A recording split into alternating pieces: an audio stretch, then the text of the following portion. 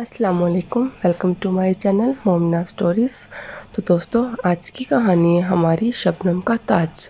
کسی بادشاہ کی صرف ایک ہی بیٹی تھی، وہ بہت ضدی تھی۔ ایک دن صبح کو وہ باغ میں ٹہلنے کے لیے گئی تو اس نے پھولوں کی پتیوں پر شبنم کے قطرے چمکتے ہوئے دیکھے۔ شبنم کے یہ قطرے ان ہیروں سے بھی زاہد، چمکدار اور خوبصورت تھے جو شہزادی کے پاس تھے۔ شہزادی سیدھی محل میں واپس آئی اور بادشاہ سے کہنے لگی، مجھے شبنم کا ایک تاج بنوا دیجیے۔ جب تک مجھے تاج نہیں ملے گا، نہ میں کھاؤں گی نہ میں پیوں گی۔ یہ کہہ کر شہزادی نے اپنا کمرہ بند کر لیا اور چادر اوڑھ کر پلنگ پر لیٹ گئی۔ بادشاہ جانتا تھا کہ شبنم کے قطروں سے تاج نہیں بنایا جا سکتا، پھر بھی اس نے شہزادی کی ضد کو پورا کرنے کے لیے شہر کے تمام سناروں کو بلاوا بھیجا اور ان سے کہا کہ 3 دن کے اندر اندر شبنم کے قطروں کا تاج بنا کر پیش کرو، ورنہ تمہیں سزا دی جائے گی۔ بیچارے سنارے سن کر حیران اور پریشان ہو گئے۔ شبنم کا تاج کس طرح بنائیں؟ ان سناروں میں سے ایک بوڑھا سنار بہت عقل مند تھا۔ سوچتے سوچتے اس کے دماغ میں ایک ترکیب آئی۔ وہ دوسرے دن صبح کو محل کے دروازے پر گیا اور سپاہیوں سے کہا کہ وہ شہزادی کا تاج بنانے آیا ہے۔ سپاہی اسے شہزادی کے پاس لے گئے۔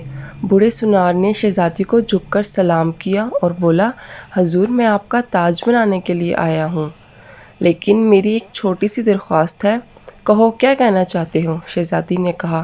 سنار بولا، آپ باغ میں چل کر مجھے شبنم کے وہ قطرے دکھا دیجیے جن کا آپ تاج بنوانا چاہتی ہیں۔ جو قطرے آپ پسند کر کے مجھے دیں گی، میں فوراً ان کا تاج بنا دوں گا۔ شہزادی سنار کے ساتھ باغ میں گئی۔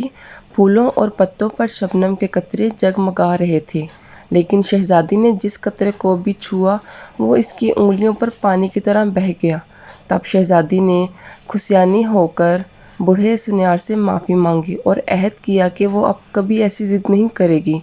جب شہزادی نے بوڑھے سنار سے معافی مانگی اور باغ میں شبنم کے قطروں کو چھو کر دیکھنے کی کوشش کی تو اچانک ایک عجیب سی آواز سنائی دی۔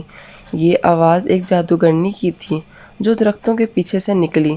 جادوگرنی نے شہزادی کو ایک نظروں سے گھورا اور کہا، تمہیں شبنم کا تاج چاہیے، لیکن میں تمہیں بتاتی ہوں کہ اس تاج کی حقیقت کچھ اور ہے۔ شہزادی نے حیران ہو کر پوچھا، آپ کون ہیں اور کیا آپ میری مدد کریں گی؟ جادوگرنی مسکرائی اور بولی، میں ایک قدیم جادوگرنی ہوں جو ہمیشہ لوگوں کی خواہشوں کا امتحان لیتی ہوں۔ میں وہ تمہیں تاج دے سکتی ہوں، لیکن تمہیں اس کے بدلے میں کچھ قیمت چکانی ہوگی۔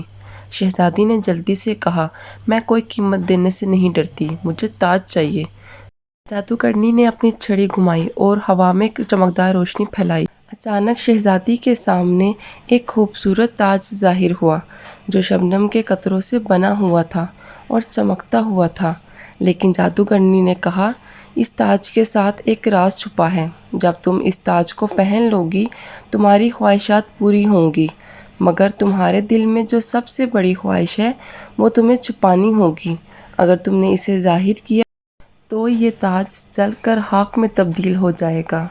شہزادی تاج کو اپنے سر پر رکھتے ہوئے بہت خوش ہوئی، لیکن اس نے جادوگرنی کے کہے ہوئے الفاظ کو فوراً نظر انداز کر دیا۔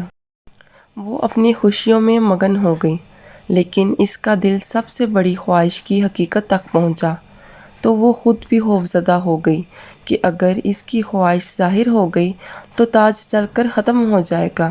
شہزادی نے فیصلہ کیا کہ وہ اب اپنی خواہشات کو دل میں ہی رکھے گی اور کسی کو نہیں بتائے گی، لیکن یہ سیکھنے میں دیر نہ ہوئی کہ جو چیز چھپانے کی کوشش کی جاتی ہے وہ زیادہ مشکل ہو جاتی ہے۔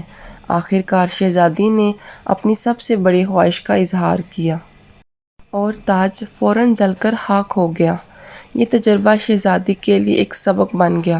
خواہشات جب تک دل میں رہتی ہیں وہ خوبصورت اور چمکدار رہتی ہیں، لیکن جیسے ہی وہ زبان سے نکلتی ہیں وہ اپنا جادو کھو دیتی ہیں۔ اس کے بعد شہزادی نے اپنی ضد چھوڑ دی اور اپنی زندگی کو سکون اور سادگی کی طرف موڑ لیا۔